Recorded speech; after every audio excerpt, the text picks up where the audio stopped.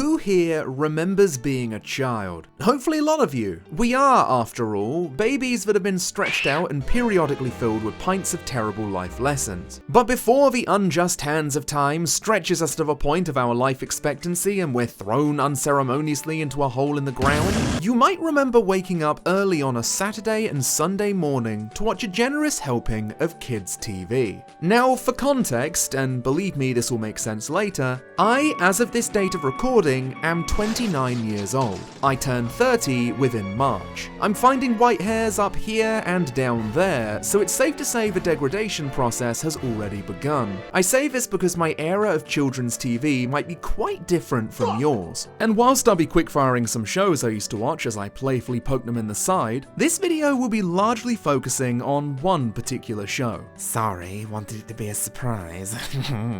Because this show had such an impact on certain aspects of culture back when I was a child, and it's surprising to see that this style of content has only snowballed from there, especially on platforms like YouTube. It's the whole reason I wanted to make this video, in all honesty, but I thought it'd be fun to show my audience outside of the United Kingdom what we grew up with, and in some cases, missed out on.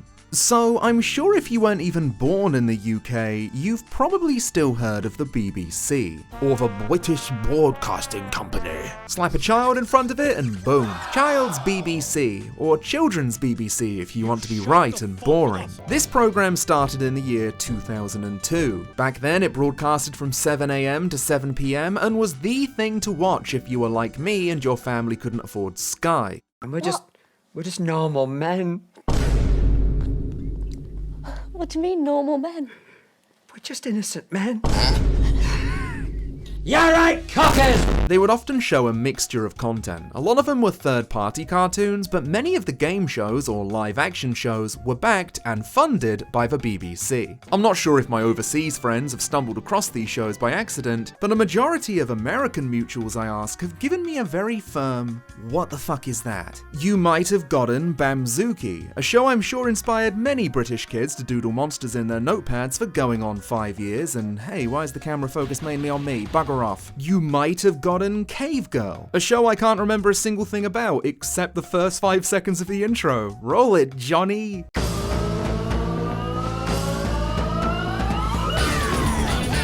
You might have gotten something similar to Jungle Run, a super fun game show where they kidnap a bunch of children and throw them in the rainforest, where a couple of violent monkeys named Sid and Elvis would try to trip them up with their hijinks, only to get vored by a giant stone statue if you felt your performance was a little bit shit. Or you might have got something like Raven. I want to talk about this one for a little bit more, not just because it was my favourite physical activity-based game show, but also probably might have maybe inspired Falconhoof from Limmy's sketch show. Also, hello, this is post-editing Clemps. On the very final day of the upload, I got copyright struck by the song that was used in this sketch, so please go and search this original sketch up. Isn't uploading on YouTube funny? Raven was a CBBC show created in the proud land of Scotland. The titular Raven would pluck a bunch of warriors from the local primary school and have them engage in challenges. The winner gets a bunch of gold rings, whereas the loser will die horribly. There's one challenge where the kids are put into teams and are required to take the gold rings from the center of the lock and get pulled back by their teammates. However, there's one tiny problem. In the world of Raven, entities known as demons roam the woods and locks in search of fresh new victims. I chose this challenge, Water Demon, for the simple fact that I couldn't stop laughing at how deadly serious this demon was about ending these kids' entire career.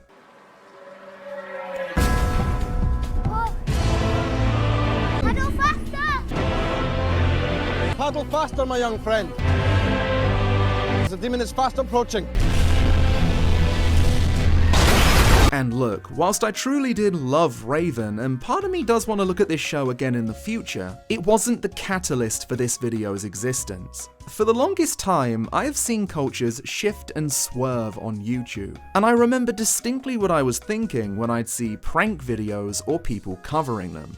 This just reminds me of Dick and Dom in Bungalow.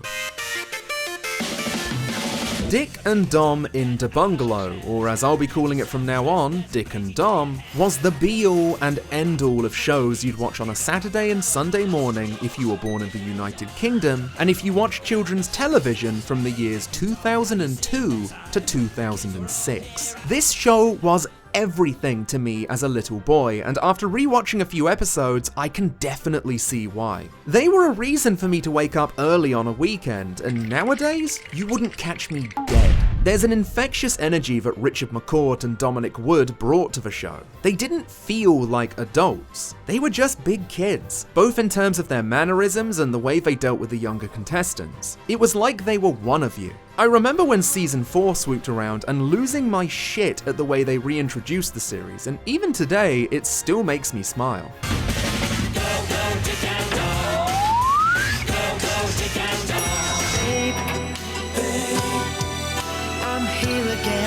But despite this constant, never-ending stream of energy, even enough to make a coked-out anime fan at the after-convention dance feel like an Amish convert, you could tell there were points they wanted to put some of the little shits in headlocks. Raja, naughty boy. Alright. Stop the sound! Stop the sound effect! We're trying to resolve a game here, Raja.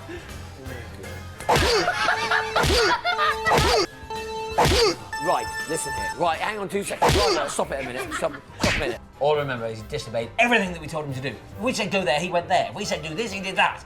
He was a very, very naughty boy. I've never seen a bungalow head with more energy in my life.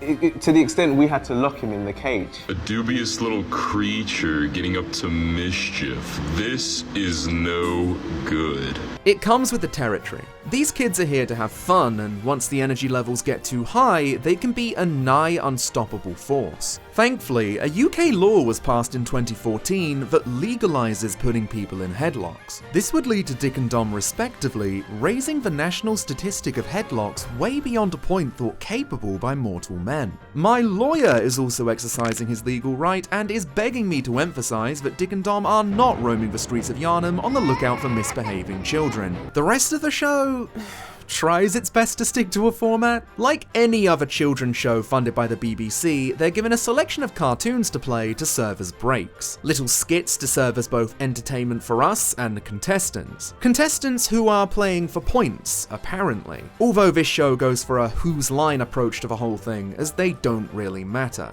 Dick or Dom will shout an arbitrary number after a challenge, and an intern will slap it onto the scoreboard. Or not, as I said, it doesn't really matter. The challenges in question are some of the most baffling things I've seen in a while. And I mean that largely in a positive way. Baby Race being a prime example of this, and look, at this point, it's exactly how it sounds. And whilst games like Baby Race do a solid job at displaying Dick and Dom's natural affinity for this type of television, there were some which, especially over the past few years on social media, might have influenced British YouTubers with their comedy. Now, I'm not saying Dick and Dom created this game of do not laugh or you will lose, but I'll admit it was my first ever exposure to it, and was what we based our You Laugh You Lose challenges on.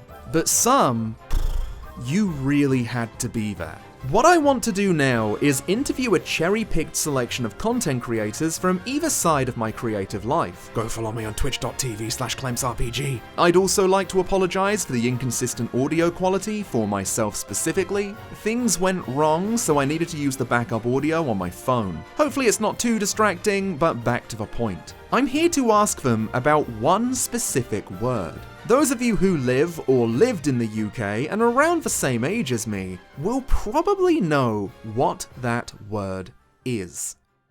Oh, yes! Hello there, RokokoPrufei at twitch.tv. How the heck are you doing today? I'm doing pretty good. Had a busy day at the circus, but other than that, it's been a pretty chill one in the lead up to Christmas. How you doing, my favourite rat?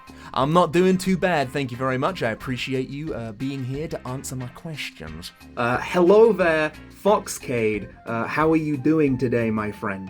I'm doing good, friend. Oh, good. How are you doing? I'm not doing too bad, thank you. And where do you come from, young man? I'm from Canada, if anyone's heard of that. I cannot believe it. That is incredible. All right, hello there, V Shoujo's Froot. How the heck are you doing? I'm doing spectacular. Hello, hello. All right then, hello there, Super Butter Buns from the Super Butter Buns channel. How the heck are you doing today? Good. A little tired, a little sleepy, but I'm feeling pretty well. Heck yeah. Now you might be wondering why I brought you here, why I dragged you onto my little show. Yes. All right. I'm very much wondering. Now the reason I bring you here today is pretty simple. Really, it's about your childhood. And this question, it needs to be asked. So you are from the UK, yes? Yes.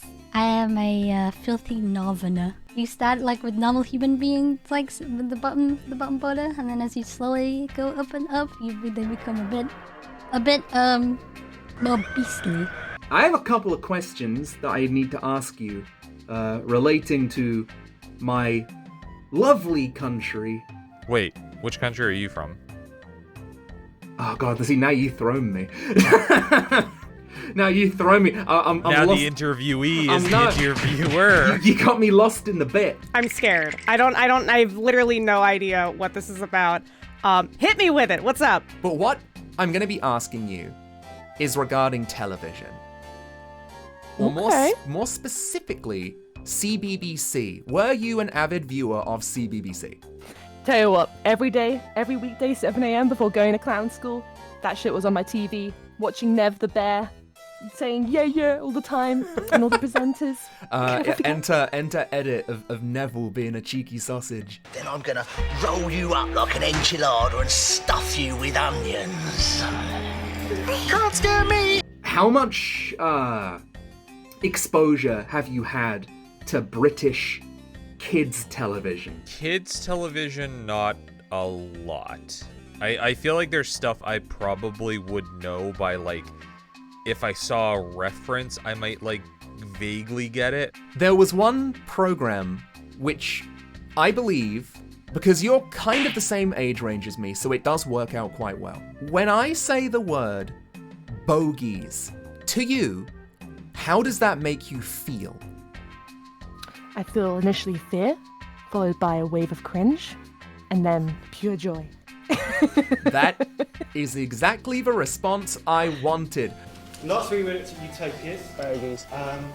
If I were to say the word Bogies to you, would that ring any bells at all? Not in relation to a TV show. So, you have no idea about the game of Bogies then? No. If I were to say the word Bogies to you, would that ring any kind of bell whatsoever? No, I mean, the only thing that comes to mind is, like, an alternative word for boogers. Dick and Dom in the Bungalow. You know of it? I vaguely remember. Yeah. What would you say if I were to say the word Bogies? I was waiting for you to say that. Like, that's when you say Dick and Dom in the Bungalow, I always think of when they went out in public and just like embarrassed themselves shouting bogies. Like, I wanted to do that as a kid too. But yeah, they used to go to these really quiet places and try to say bogies. It had to be louder than the previous one, and normally it ended with them either being kicked out or being cringed out. Either or, they were just rambunctious lads causing trouble on purpose. Now what I'm gonna do is I'm gonna show you through screen capture a game of bogies, if you don't mind. Oh, perfect. It's a 0.3. Are you starting to understand? Oh, okay. So he just says it in public and then just waits to see if anybody responds. What is it giving you, like? It gives me Impractical Joker vibes, you know, where it's just going in and being a nuisance in public. Bogies was a cultural landmark event that occurred if you were born in an era where Dick and Dom were in their prime. I'm gonna wager a bet and say this isn't in the history books, although it really should be. If you were in a primary or high school when the boys were at their peak, it was an inescapable part of your school life. Was this like the British's version of planking? Like, where you just do random shit in public? Oh, this would be the, like, funniest thing if you were, like, 7 or 8. fuck yeah. When I was a young clown, back when dinosaurs ruled the earth, there was a show on TV called Dick and Dom the Bungalow. And they had a segment on it where they would go into very quiet places like libraries or like funerals, but not funerals. Oh my god, could you imagine if they did funerals? No! Grandma. For me, in classrooms and stuff like that, my classmates would regularly play Bogies. Yeah, they definitely did it in class. Like, I didn't even think about school. Like, everyone did it in school. Even if you're completely divorced from Dick and Dom as a concept, the idea of Bogies kind of has gotten bigger than them. Now, real quick, Bogies means boogers. It's snot. Mucus. I didn't realize till making this video that bogies isn't a global term. Now, the concept of bogies is incredibly simple. Dick and Dom go outside, which is already a very bad idea. They enter an establishment where they attempt to psych themselves up, and then the game of bogies begins. Bogies. It's there. It's a 3.5. Either of the two men will say, Bogies. The next one to say it has to be slightly louder. Bogies. And then louder. Bogies. And louder. Bogies! The winner of Bogies is the one who refuses to chicken out. I really can't state hard enough how popular Bogies was if you were consciously present during the early 2000s. This was, at the time, YouTube pranks when YouTube wasn't even a thing at all. There was no big video posting platform to slap your Bogies attempt onto, except maybe Bebo or MySpace. But my god, the reach. When you explained that it was for a BBC show, would the public ease off a bit more then? Because at first they think you're just too crazy. Well, it became harder to do it because more and more people knew about it. So that actually lost the jeopardy of it all and the kind of anxiety of it all. Because when you turn up somewhere, like let's say in a cinema, you shout bogies, and then they go bogie, and then everyone's shouting it. Before you know. I was gutted that we never did it at the golf match, though. So that's the place it should have happened, really. Bogey, you know. I specifically remember being sat in my primary school during an assembly, and bogies was something that was brought up. Bogies was banned from my school, but that didn't stop people. Just look at the reactions in these videos. Bogey! 2 to beat. Will he do it? Yes, he will. That's a 2.7. A majestic bogey.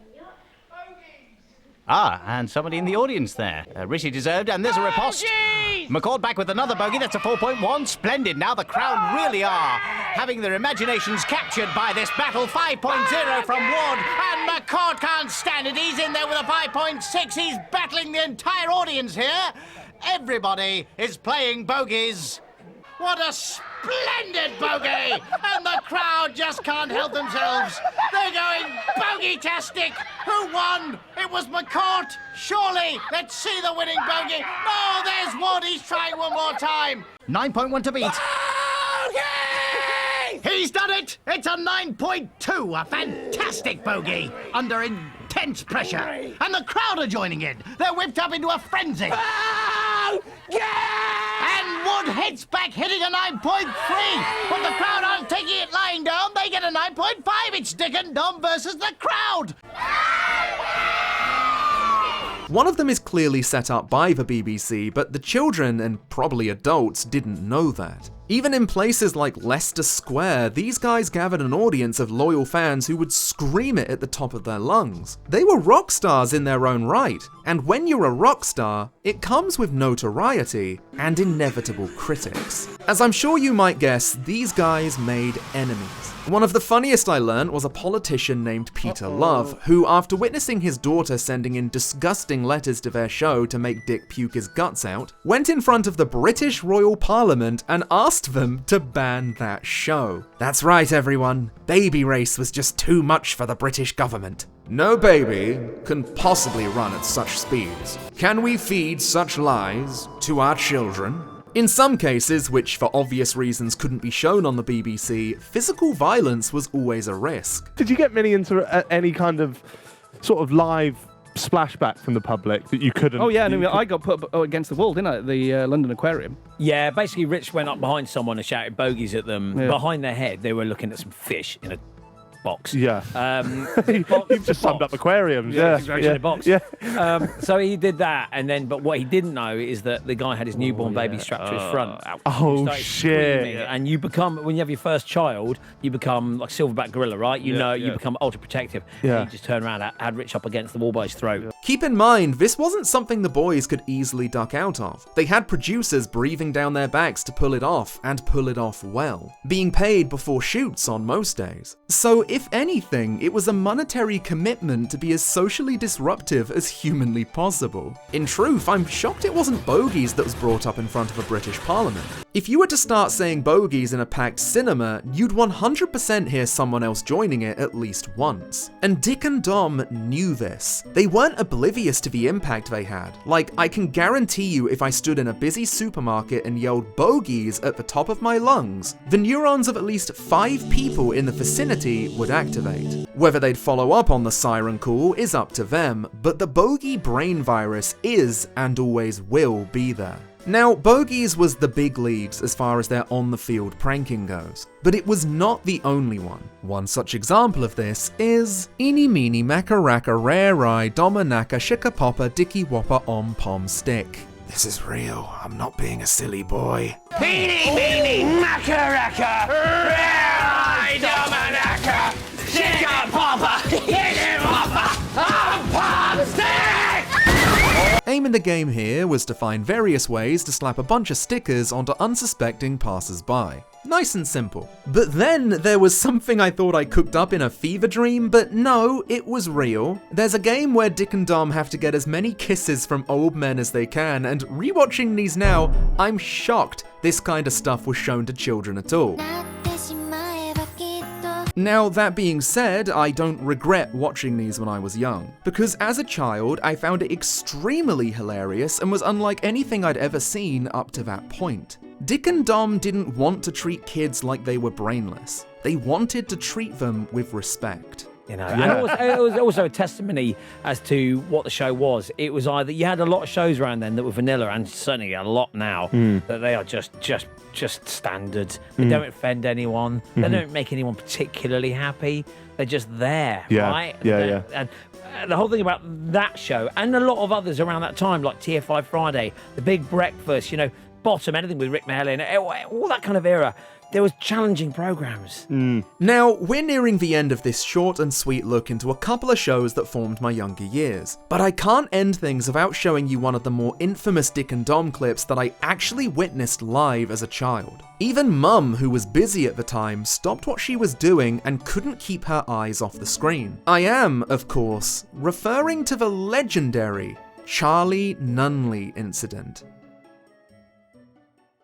Just hang on the line. And we the other one from Rawns. Where's Rawns? Ask him. Charlie! Hello? Charlie, not hello. This is a man. What? Nan? Oh, we got someone's Nan on the phone. It's Nanny. She's here if you want her. How are you? No, why don't we... No, Nanny, stay on the phone, Nanny. Like Nanny. Hello? Can we play the game with you? Pardon? Can we play the game with you? No, I don't think so. Oh, come on. Anyway, put Charlie on the phone. Righto, Charlie. Thank you. Now, listen. What's going on? Hello? Who's speaking? She wants you on the phone, sir. Hello? Hello? Hello? Who's that? Oh, this is Simon. Who's this? I don't know who that is. No! Hello! It's Tom! Hello! Listen. It's Tom from Dick and Dom the Bungalow! They're watching something else on TV. They're watching something else. They're not watching us. Hello! Hello!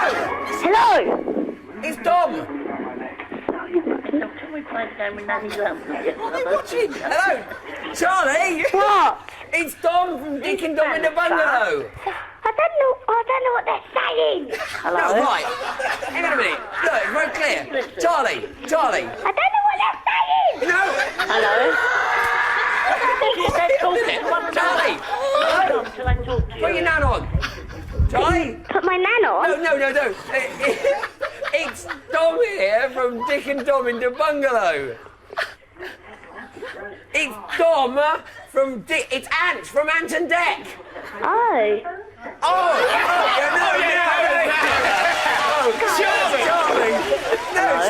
Charlie! Charlie, they're calling you. Charlie! Hello? Hello, Nanny. Listen. Hello? Look, Charlie phoned up to play a game on a program called Dick and Dom in the Bungalow. We're on TV at the moment. Yeah? Someone called us. Charlie must have called us. Yeah, Charlie did. Well, what's she got to do? That's what she wants to know. Oh, well, what, have you got the TV on in the background? Yes, do you want it off? Yeah, no, keep it on. What are you watching? What you got on telly, Charm? What's this? Cave Girl! Cave Girl! Has she got them on side on? Oh, no, you've probably got the right. What's BBC Two? Put on the CBBC channel.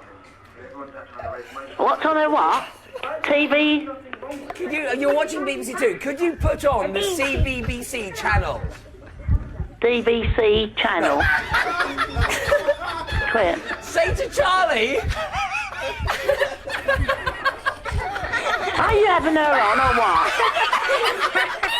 So, in the end, what more can I say about Dick and Dom? A thank you would be nice, as they really did make the weekends fun, and at the time, felt like it was pushing the boundaries for what children's TV could be. Kids were and are not stupid, and I can't believe I just said that out loud. But when you stumble across some of the absolute dog shit that YouTube kids are pushing into their faces every single waking hour of every single waking day, it's unsurprising that people might think that.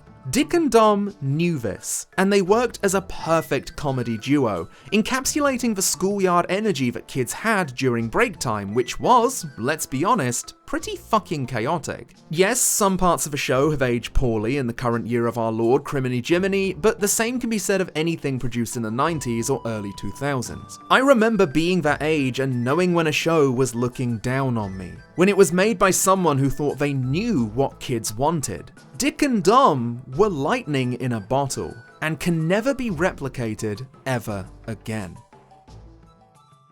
But there's some happy news here. As you've seen throughout the video, Dick and Dom are still around and entertaining audiences. Their heyday is over, but their passion for entertainment is just as strong as ever, performing in front of packed theatres with the age range being from 5 years to 35. And they really do love their job. Despite getting a couple of little shits on the show over the years, they didn't do this just for a paycheck. Everyone was a friend on the production crew, which meant everyone wanted to be there. And my god, it really showed. Talk about... Just shut up. About the red button. Morning, Raymond Farmer here. An altogether better class of farmer with a quick recap on Fairly Odd Parents. Now the cheese pants have exploded and our three friends have signed a contract to stop making wishes. Now I'm just off to Somerset to scrump some apples. Ooh-ah, ooh-ah. Plus, as far as the whole little shit situation goes, there's some happy news there as well, and it kinda warmed my heart. Hello, man. Hello. There's a man who's hello, man. Hello. Hi. Hello. Okay, hello, man. Hello. Morning. Okay, what's our first question for the man? Have we been on TV together before? Yes. Oh, we've been on TV together. Right, are you smarter than a 10-year-old? No. Was it Dick and Dom in the Bungalow? Yes. Are you on? Hold on. Come on, Dom. I know who you are. Like I said, my recall's happening. I know your eyes. He's in there. You are putting the fear of God into me, man. I know who it is. Tell me. Who is it? Are you Raja? I am. Oh my God. And look, I won't deny, it does make me happy that even after all these years, they're still close friends and doing what they love. And let's hope this continues, because without them, I probably wouldn't be here making YouTube videos for you all to enjoy. Speaking of doing something you love, hey guys, Clemps here. I hope you enjoyed the video and made you grasp your belly in delight. We'll be returning to your regularly scheduled JRPG bullshit in the next episode, but before that, if you want to see me and the channel thrive for years and years to come, subscribe, like the video, hit the bell, all that good stuff. You can also pledge to me over on Patreon, and this really helps the channel release content without overwhelming fear of the algorithm. $1 allows you to join the Hall of Fame for the sexiest little buggers I've seen of my two brown eyes, and $5 allows you to watch the video early and also have a chance of being shouted out. Ooh. Speaking of which, this episode I'd like to thank Cole Davies, Elijah Wooten, Jules DLC, and 9's Tempest. Thank you so much for watching. And remember, the next time you, God forbid, visit the UK, and you're feeling a little rambunctious and want to stir the crowd, maybe let a little bogey out into the big wide world. Because you might, if you're lucky, get a little bogey thrown right back at you.